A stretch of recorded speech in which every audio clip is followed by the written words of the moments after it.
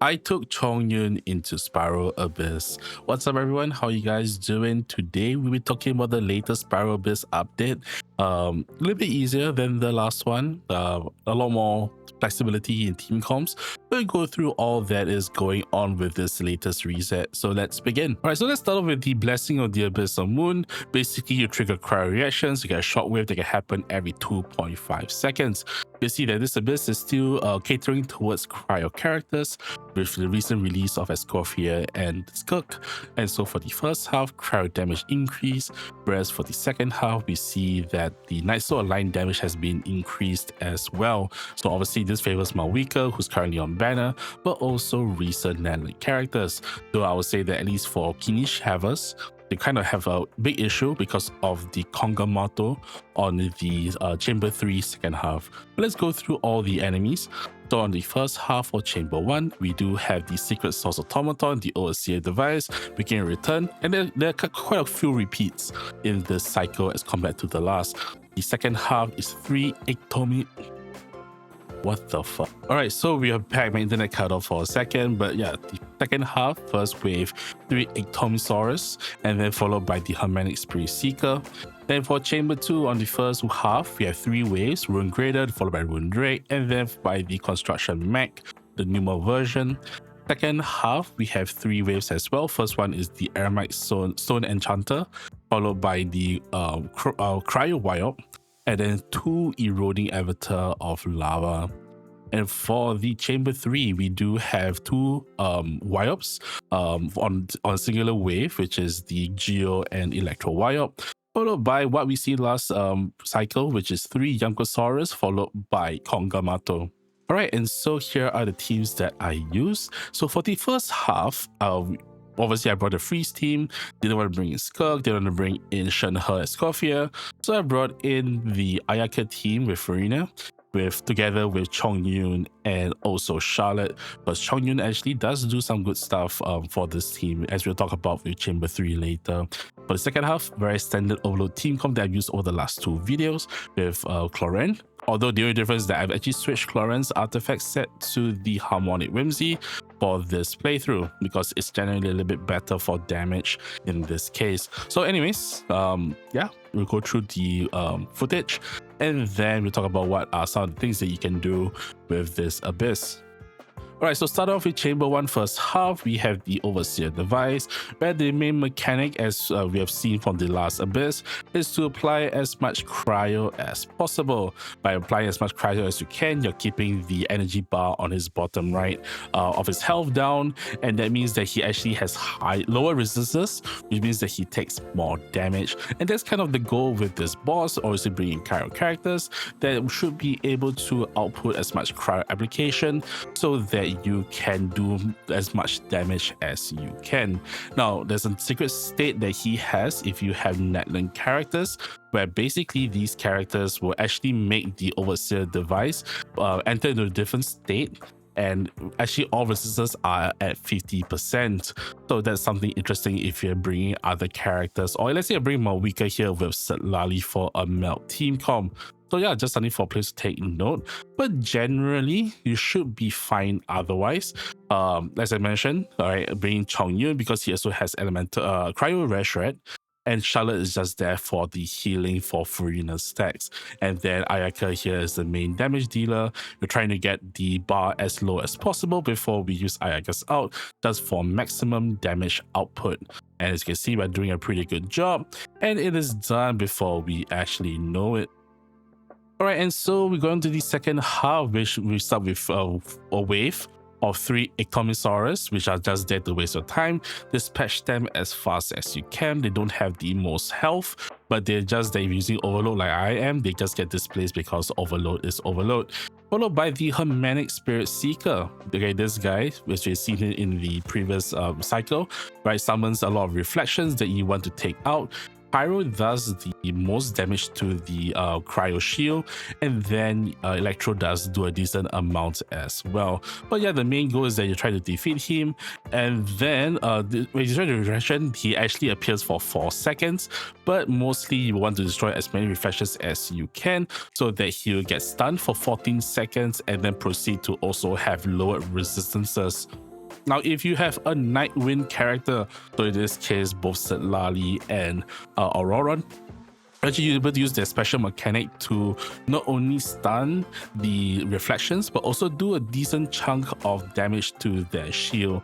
But yeah, once you're in the state where all the reflections are gone, then you're just gonna go ham. Don't take too long, because afterwards, after a while, the Hermetic Spirit Seeker will start to summon the reflections again. But yeah, you should be able to one cycle this very, very easily. All right, and going through Chamber 2 first half, we have 3 different waves of elite enemies that we're all very familiar by now. First one, we have the Ruin Grader. Obviously, you can do the thing where you shoot an arrow into his eye and then hit his legs, but I don't think that's really necessary, and it actually takes so much time. Just go ham, defeat him as fast as you can. He does have a million HP, but you know what, it's just it feels weird to say it's just a million HP, but compared to some of the enemies on this in this abyss, a million HP is pretty little. But yeah, going over to the Ruin Drake, you know, very standard. Just make sure they don't get into his enhanced mode, that he actually has higher resistances. So yeah, just take him out as fast as you can. Once again, there's nothing much to really say. Yeah, just find a team that can actually take out the chamber 1 and chamber 3 as fast as you can, because honestly chamber 2 is kind of easy when you think about it. No special mechanics that you need to learn, except that you need to make sure that the Ruin Drake doesn't get enhanced, and it gets even more simpler with the mech that we see in the last wave. Just do as much damage as you can, and with your spare time, if you can afford it, just get back your energy. And there's not really much to say with the first half, because these enemies, and this is honestly the most simplest, which is actually quite ironic, because I always find that in previous cycles, the second chamber is always the hardest. All right, so let's talk about the Chamber 2 second half, which is basically 3 ways once again. First one is the Aramite Stone Soldier, who will summon a Stone Drake that you want to take out as fast as possible, because this enhances him and gives him higher resistances. So once he's out, he takes a chunk of health damage, low resistance, so you can do more damage to him, and then you take him out as fast as you can. Now we have the Cryo Wild. Just like all other wilds, they will try to steal your energy, and you want to get rid of the white bar, which is basically a HP bar. That once you take him out, he will get stunned, refund you some energy, and then you just be there for the taking. Basically, you just want to take him out as fast as you can, because if not, he actually has the opportunity to go back in. So once again, you want to just take out your shield as fast as possible and do as much damage. Now we do have 2 eroding avatars of lava that you want to apply pyro, despite its appearance, at certain percentages of his fury bar at the top. They will actually take like a certain percentage of damage, so constant pyro application will definitely be very helpful. And once they are done, you know, once they're actually pretty easy to take out, as long as you have pyro on your team. As you can see, I have chevreuse and Xiangling, and then I'm just trying to conserve my energy for the last chamber. All right, so let's talk about chamber 3 first half, and this is where you know the devs are assholes, because this is a singular wave of 2 Wyops, but they put both Wyops on opposite ends of the map, with the Electro on the right and the Jill on the left. In my recommendations is go for the Electro one, depending on your weapon choice. For me, because I have Chongyun, I'm going to expose the Jill Wyop later, as you will see. But yeah, basically, same thing as the Cryo Wyop. You know, you want to get rid of them as fast as you can, because you don't want the shield to happen. But in most cases, the second shield or the other Wyop with a shield will appear. So yeah, what I'm going to do right here is just to apply as much cryo and just defeat the first one, so this doesn't get the shield back again. And because I have Chongyun, I'm actually exposing something that the Geo Wyop actually has, is that they actually take more damage for the elemental shield from blunt attacks, which Chongyun as a Claymore character specializes in. So yeah, just exposing that, then we just go to head to town on him.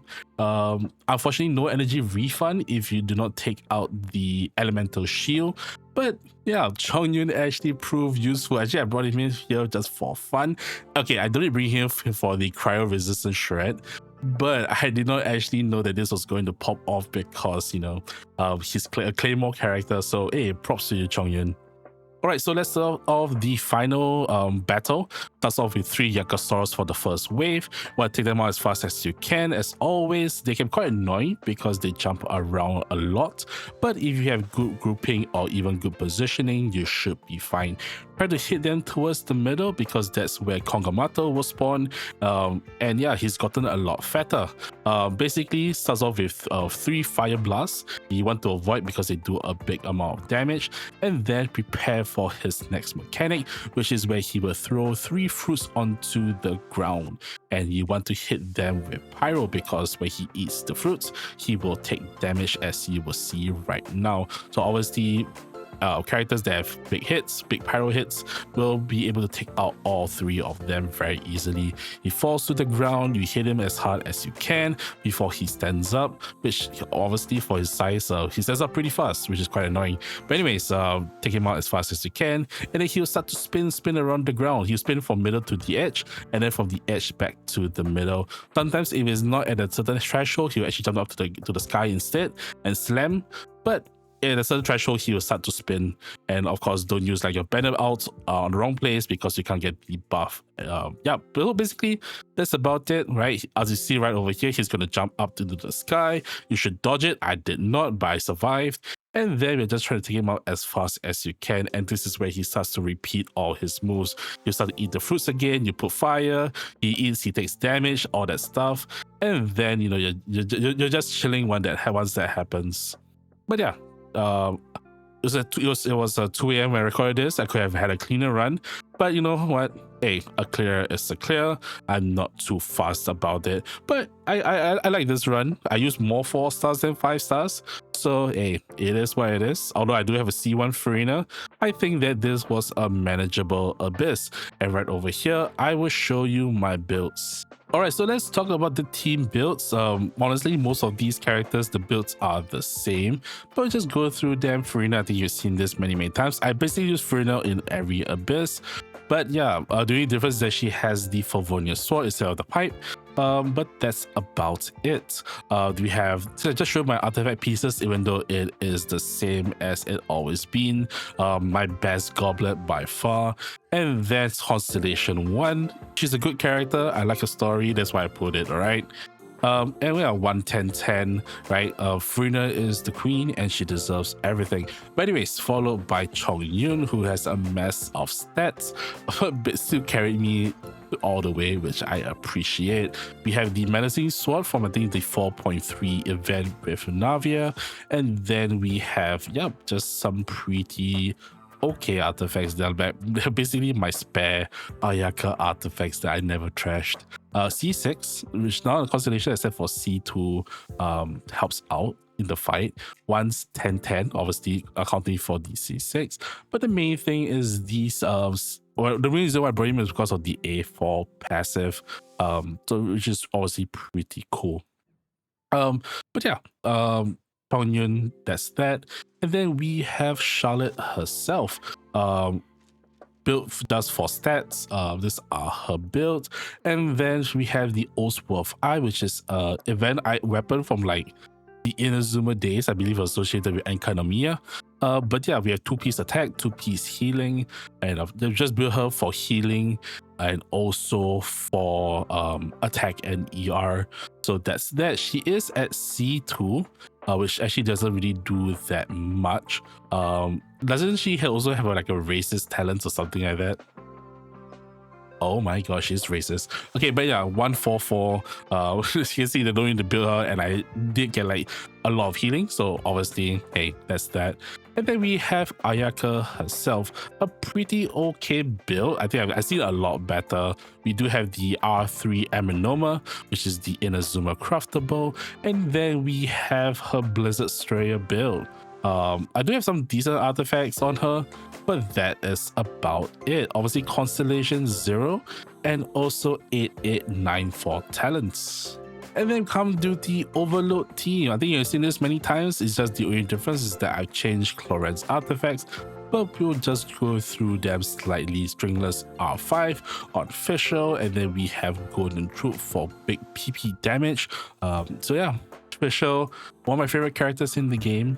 C6 as always, and then we have 112.9 on the artifacts, and then for chevreuse herself, we have the stats just built for energy and also for HP. Favonius R5 on her, and we have the noblesse on her, which we just basically give her a lot of HP, we give her a lot of ER and some crit because we want to trigger her whatever this is, trigger the Favonius proc. Yeah, C4, so we don't have the full benefit of having C6. I definitely would have cleared faster if I had the C6, but hey. And 196, not really the best investments into her talents, but shows that she still does well, although I want to push this a little bit higher because of the extra healing. But anyways, going over to Xiangling, we built quite a lot of ER, which is pretty okay because she's using emblem, but weapon, the catch as always. And then for artifacts, just a lot of attack, a lot of crit damage, crit rate, and also a lot of ER. I do have a ER sense on her, so I'm not using Bennett. I'm just very scared of losing of energy with her because it can be very, very uncomfortable.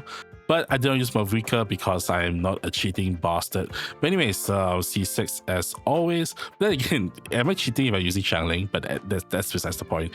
1, 6, 12. And yeah, Xiangling, that's that. Lorraine, we did change her build slightly. Fortunately, she's overcapped on crit rate, but I probably thought to switch it off from Arlecchino. But Absolution, her signature weapon, and then for the artifacts, pretty decent stuff overall. But yeah, basically 4-piece Harmonic Whimsy, just so that we can get some damage. I probably should get a better headpiece, but I don't have a better crit rate one for those who, I just have a better crit rate one. C0 talents will be 110 and 8. And so yeah, that is that for this showcase. Holy shit, Fischl. But yeah, that's basically it. I did enjoy this cycle. It's a lot easier, a lot more manageable, and from what I've seen, especially for the second half, a lot more varied in team compositions because of the buff to Night Soul, which is basically, it is Netland, but you can see I didn't even use any Netland characters for the second half, and I got through it just fine. I think you will struggle a little bit if you bring Kinish, but you should be fine otherwise. But anyways, other than that, I thank you for watching this video. Technically I get this quite late, but it's just 2 days late. It's better than my previous track record. But once again, I appreciate you guys watching the video. Hopefully it helped you a little bit in understanding this Spiral Abyss cycle. And if you like this video, thumbs up, share. Oh my god, Fischl, shut up. Yeah, thumbs up, share, comment, subscribe, all that good YouTube stuff. And do also know that I stream live on Twitch. Please touch it below, and I'll see you guys in the next video. Until then, stay safe, be good to yourselves and the people around you, and I'll see you guys next time. Bye.